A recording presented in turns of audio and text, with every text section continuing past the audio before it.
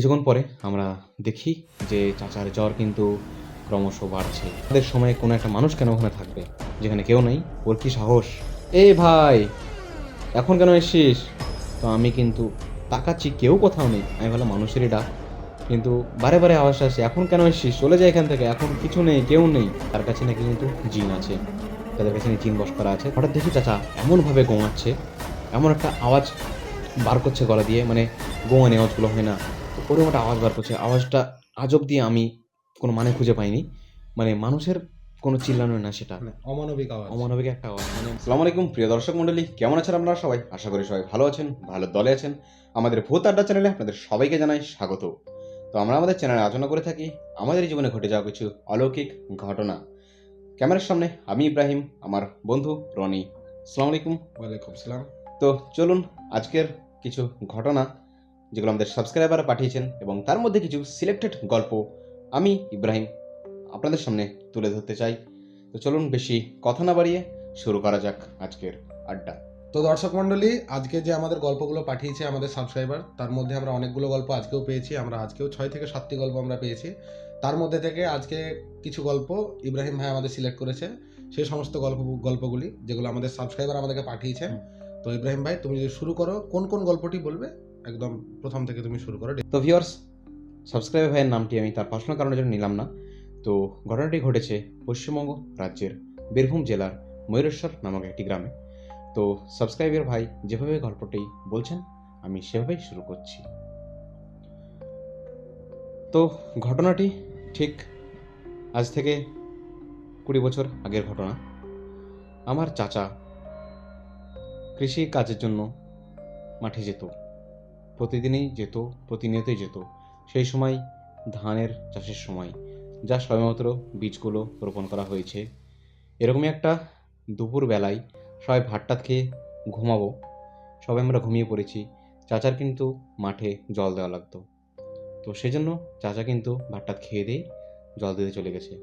এবং প্রচণ্ড গ্রীষ্মের সময় ধুধু খরা রোদ, এবং প্রচণ্ড মানে হয় না গ্রীষ্মের সময় যে হাওয়াটা বয়, ওরকম একটা খরা পরিবেশ। তো সেই সময় চাচা কিন্তু একাই চলে গেছে মাঠে জল দেওয়ার জন্য, যেহেতু বীজগুলো শুকিয়ে যাবে, না হলে আজকে লেট করলে পরের দিন বীজগুলো শুকিয়ে যাবে, ফলনে ফলনে অনেক ব্যাঘাত ঘটবে। তো সেই জন্য চাচা কিছু না ভেবেই চলে গেছিল। তো জলটাও দিয়ে কিন্তু বিকালের দিকে সন্ধে নাগাদ চাচা বাড়ি ফিরছে। চাচা কিন্তু বাড়ি ফিরেই আমাকে বলছিলেন যে আমার খুব শরীর খারাপ করছে ভাইপো। আমি কিছু না বলেই বললাম যে চাচা তাহলে তুমি রেস্ট করো। হ্যাঁ, শরীর খারাপ হচ্ছে তো কী হয়েছে বলো। তো আমার একটু জ্বর জ্বর লাগছে রে। তো আমি কপালে হাত দিয়ে দেখলাম যে হ্যাঁ, চাচার একটু জ্বর এসছে। তো চাচি কোনোরকম জলপট্টি টলপট্টি দিয়ে চাচাকে বেডে শুয়ে দিল, যে তুমি আরাম করো, এখানে কিছু খাওয়া দাওয়া করবে তো করে নাও। সেখান থেকে শুলো। কিছুক্ষণ পরে আমরা দেখি যে চাচার জ্বর কিন্তু ক্রমশ বাড়ছে, বাড়ছে বাড়ছে, গা হাত পা গরম হয়ে যাচ্ছে। তো এক সময় আমার চাচি আমাকে বললো, যাও তুমি গ্রামে থেকে কোনো একটা ডাক্তারকে ডেকে নিয়ে এসো। তো প্রাথমিকভাবে আমরা গ্রামের যে হাতুড়ে ডাক্তার থাকে তাকে ডেকে নিয়ে আসলাম। তো ডেকে নিয়ে এসে ডাক্তার সাহেব যেটা মাপলো সেটা হচ্ছে 101 ডিগ্রি ফারেনহাইট, জ্বর কিন্তু উঠে গেছে। তো ডাক্তারবাবু বলল অনেক জ্বর হয়েছে, যেখানে মানুষের নর্মাল টেম্পারেচার থাকে 98.6 ডিগ্রি ফারেনহাইট, সেটা আমরা সবাই জানি। সেখানে 101 ডিগ্রি ফারেনহাইট এবং 102 কি 3 হয়ে গেলে কিন্তু মানুষ আর বেঁচে থাকার সম্ভাবনা খুবই কমে যায়। তো ওরকম একটা সিচুয়েশনে ডাক্তার কিন্তু তাকে কিছু মেডিসিন দিল। তো সেই মেডিসিন আমরা ইমিডিয়েটলি খাইয়ে দিলাম। ডাক্তারবাবু চলে গেল আরও কিছু ওষুধ দিয়ে। তো সেই মতো করে কিন্তু আমরা কিন্তু চাচাকে খেয়াল রাখতে লাগলাম। এবং রাতের যখন খাবার সময় আমরা সবাই মিলে পাশের রুমে গেছি, চাচি কিন্তু চাচার পাশে ছিল। চাচাকে প্রতিনিয়ত মাথা টিপে দিচ্ছিল এবং জলপট্টি চেঞ্জ করে দিচ্ছিল।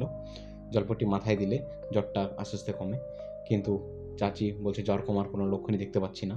হঠাৎ আমরা খাচ্ছি আমরা, এরকম একটা ঠিক সময় চাচি চিল্লাচ্ছে আমাদেরকে যে শুনে যাও, এখানে একটু এসো তাড়াতাড়ি। তো আমরা কি হলো চাচি বলে সবাই মিলে ছুটে চলে গেছি। আমার মা, আব্বা, আমরা সবাই ছুটে চলে গেছি। আর বিশেষভাবে বলে রাখা উচিত যে আমরা সবাই যৌথ ফ্যামিলি, আমরা সবাই একসঙ্গে থাকতাম, চাষবাস সব আমরা একসঙ্গে করতাম। তো আমাদের ভালো বড় একটা যৌথ ফ্যামিলি। তো সুখে দুঃখে সবসময় আমরা পাশে থাকি।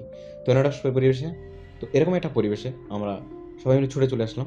হঠাৎ দেখি চাচা এমনভাবে গোঙাচ্ছে, এমন একটা আওয়াজ বার করছে গলা দিয়ে, মানে গোঙানি আওয়াজগুলো হয় না, তো ওরকম একটা আওয়াজ বার করছে। আওয়াজটা আজব দিয়ে আমি কোনো মানে খুঁজে পাইনি, মানে মানুষের কোনো চিল্লানো না, সেটা মানে অমানবিক আওয়াজ। অমানবিক একটা আওয়াজ, মানে মনে হচ্ছে যেন গরু গোঙাচ্ছে, এরকম একটা ব্যাপার।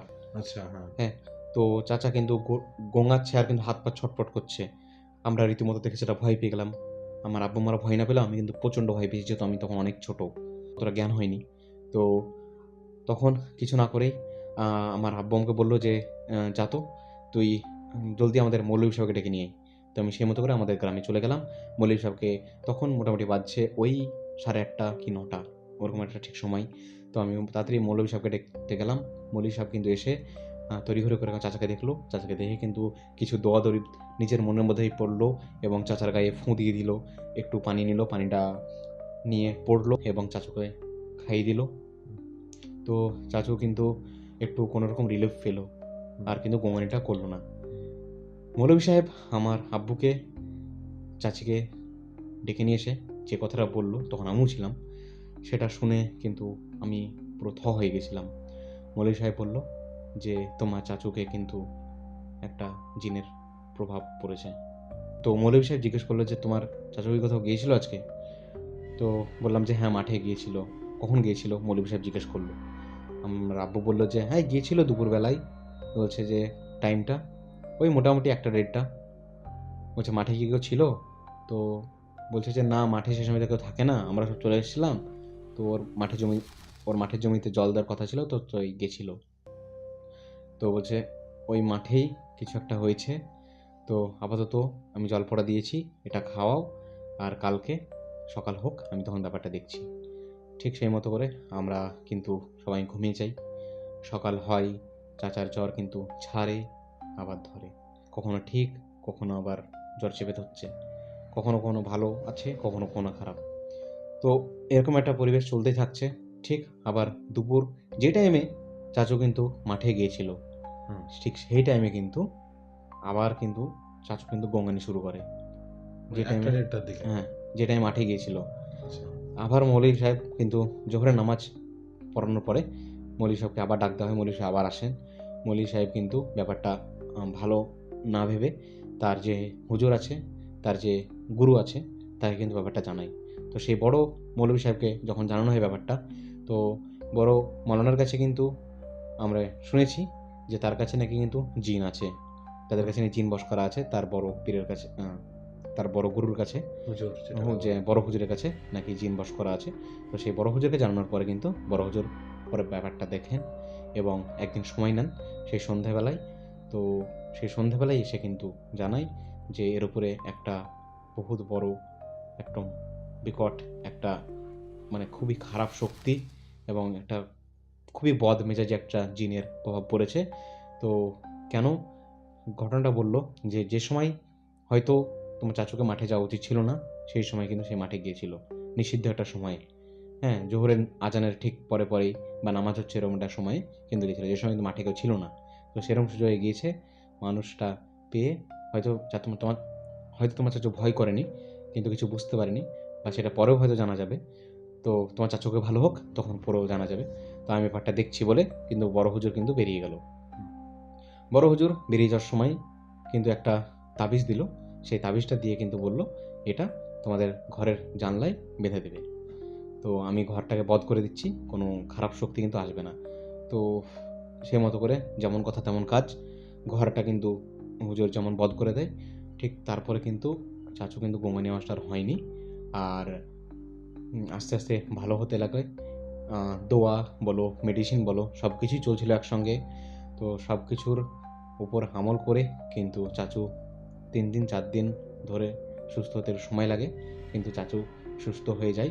তো পরবর্তীতে বড় হুজুর কিন্তু আমাদেরকে এসে বলে যে এরকম একটা খারাপ জিনের প্রভাব ছিল।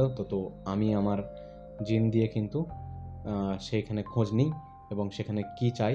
তো তারা নাকি এইভাবে আমাদেরকে বড় হুজুর বলেছিল যে আমার জিন যেটা আছে সেই জিনের সঙ্গে কন্ট্যাক্ট করে এবং সে বলে যে তুমি কেন একে ধরে আছো? তো আমি আমার জিনকে বলেছিল যে কিছু না, ও নিষিদ্ধ সময় যাবে কেন ওখানে, যেখানে আমাদের সময়, যেখানে আমরা কাজ করব ওখানে, যেখানে আমরা থাকবো ওখানে, আমাদের সময়ে কোনো একটা মানুষ কেন ওখানে থাকবে যেখানে কেউ নেই? ওর কি সাহস যে আমাদের কাজে আসে? তো যাই হোক, আমার জিনকে আমি বলে পাঠিয়েছিলাম যে তুমি ওকে বলে দাও যে এরকম ও ভুল করেছে আর করবে না, তো তোমার নামে কিছু আমি সিন্নি বা মিষ্টি বা কিছু দিয়ে দেবো ওই মাঠের ধারেই। তো সেই মতো করেই কিন্তু মিষ্টি বা সিন্নি দিতে বলা হয়েছিল, তো সেই মতো করে দিয়েছিলাম এবং ঘর বন্ধ করা ছিল।